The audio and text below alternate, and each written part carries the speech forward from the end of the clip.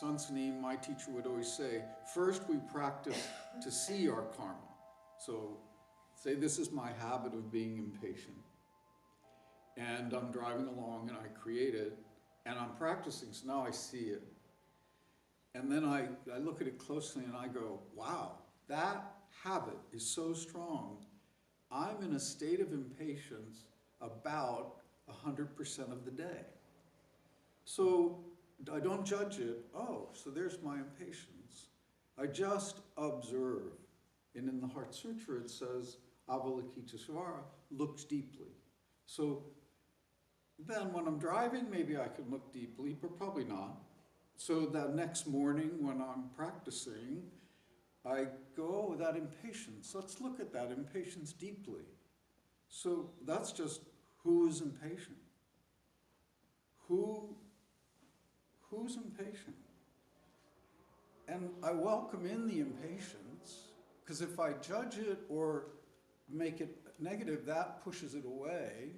So it's not going to want to reveal its content. So, oh, welcome. Who's impatient? And then some memory appears, maybe some teaching appears, maybe some desire appears that's underneath the impatience. So now we just call that insight. And Vipassana meditation will provide the same event because you have stopped your thinking to look at it. In the case of mantra, you've used the mantra to stop it. And in the case of meditation, you've used making the body still to give the mind stillness. And even if you experience your mind as racing or busy, you've created stillness, which is why the Buddha statue is always sitting. I mean, there are lots of mudras where he's teaching or touching the ground, or there's a lot of mudras that mean a lot of different things, but the Buddha started out just meditating. He woke up because he meditated. And he didn't stop until he woke up. So that's the core of the practice. So, and all of this is right alongside the topic of the talk today.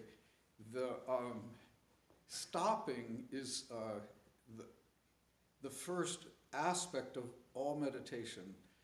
Samatha is stopping, and Vipassana is insight. So we stop, and then we're able to have insight. And from a Zen point of view, stopping is not stopping. Stopping. That's typical Zen, total confusion about it. That's typical total confusion. Yeah, okay. So we are cutting our attachment to the thinking, and then the thinking stops by itself. So if my impatience comes along and I go, stop being impatient, well, I just become more impatient. Because all that energy that says stop, first it's judging it, and secondly, it's going into the impatience. The impatience is stronger. And pick anything: anger, fear, desire, hunger, anything that comes along that our mind has created. As soon as we try to stop it, it becomes stronger. So the skillfulness in the stopping is in, oh, just don't judge it and don't attach to it. In the earlier teachings, they talk about aversion and desire. So if some idea or feeling comes along and we push it away, we've created aversion. And if some wonderful idea comes along, let's say we have a very peaceful, serene meditation period, and we attach to it, that's a little bit of a problem. Because then the next day, if we go to practice for another 10 minutes, no serenity, no sense of calm. Now we have some desire. Why aren't I as clear as yesterday? What am I doing wrong? So we've created the I, and we've judged it. What am I doing wrong? And we've done that in a split second, and it's a habit, which in my case is 70 years old. So here's a 70-year-old habit, and then here's the moment. The moment can completely stop it. But it's not kind to think these things that are habitually going and going and going are going to stop. So just a quick question. Yeah. So when the question comes after acceptance, right? The questioning isn't why. It's the who. question is who. Okay. Yeah. Because I've been asking why, and that's so it's who is speaking, who is impatient, who is. Yeah. Okay. Who's here giving the talk? Okay. Right. Who's asking the question? Okay. That's the fundamental question. And in Zen meditation, one approach is to just crystallize that question, formalize that question, and put it in our belly. And just put it where our intuition is. That is stopping. So when a Vipassana teacher teaches samatha, stopping, and Vipassana, insight, those are the two steps that are combined in the kind of meditation I teach, which is, what is this? Don't know. Or who am I? Don't know. That's combining the two things, but for practical purposes, it accomplishes the same thing. It cuts our attachment to thinking, and then we can see the thinking, feeling, and once we're not attached to it, it winds down by itself if we give it enough opportunity. There are two metaphors my teachers used. One was like a glass of water with sediment in it. And if you stir it up with a spoon, you see all the sediment, it's kind of cloudy. And then the water sits there, and 5 minutes go by, a little bit clear, 10 minutes go by, more clear. And 30 minutes go by, all that sand is at the bottom. Then the water's completely clear. Then we think, and that stirs it back up. So we're back to this kind of cloudy water, but so we're not making it become clear. We're cutting the attachment to the thinking. We become clear by ourselves. That's our true nature. It's already clear. All we've done is stop stirring it up. The other metaphor I was given was it's like dribbling a basketball. You know, when we sit down to meditate, especially, what my mother said to me when I was 12, and then my father did this, and then we just take our hand away. And the ball's bouncing, but it'll bounce slower and slower and slower, and it might come to a standstill. So when it's at a standstill, that's not an altered state of mind. That's the rug is speckled, the screen is bright, it's a little warm in here. That's just being fully present. No, in other words, not creating anything. Just breathing and seeing clearly, hearing clearly. If a helicopter goes over, we hear it. We're not in an altered state of mind. We might notice that, wow, things became quite vivid. Now we're bouncing a ball. Things became vivid. It's a conceptual activity, which is back to dribbling the basketball. But no problem, that's what all human beings do. Then we just take the attention to the experience. And then we notice the experience, and usually we start thinking again. That's dribbling the ball. Then we just take the attention off the thinking and bring it back to the experience. Yeah? So sorry to keep going, but when you get to the who, what do you do with that? So who is impatient or who has, something that's appearing, that's looking deeply, and then whatever appears, we just welcome in without holding on to it. So let's say you're meditating and you've got a problem at work and you start ruminating about it and you go, I don't want to sit for 20 minutes and ruminate. who is ruminating? Yeah? Who is ruminating about work? And the rumination might stop, and then you may see desire underneath it. And then you go, oh, what is this? Oh, desire. Oh, I wish I had a more peaceful work environment, and I don't. Now I can see I'm not accepting things as they are. My work environment is not peaceful, and I want a peaceful work environment. So I've created a story, and I'm trying to impose it on my experience at work. But if I hadn't looked at the first layer, I don't see the second layer or the third. And eventually, they all just stop. Which is why people sit for a day retreat or a half-day retreat. I've been doing this over 30 years. It still takes me about a day to calm down. You know, for a day for everything to just settle, settle, settle. And I'm actually in the room and I'm not off on some tangent. The only difference between someone in my role as teacher and all you guys is the speed at which they come back to the moment. Hopefully. I mean, if I'm practicing and I'm not returning to the moment, then I know something's really wrong. Then I might do mantra style. Because that, in other words, anybody that practices a great deal of time, you will have to develop different ways of practicing. Because you will have so much upheaval in your lives for one reason or another. The way that one practices has to grow or change. And that happened with me quite explicitly, where I had practiced a certain way, the way that I teach, keeping a question, what is this? And I went through such an upheaval, equivalent to a divorce from a teacher, and I couldn't keep the question. It was impossible.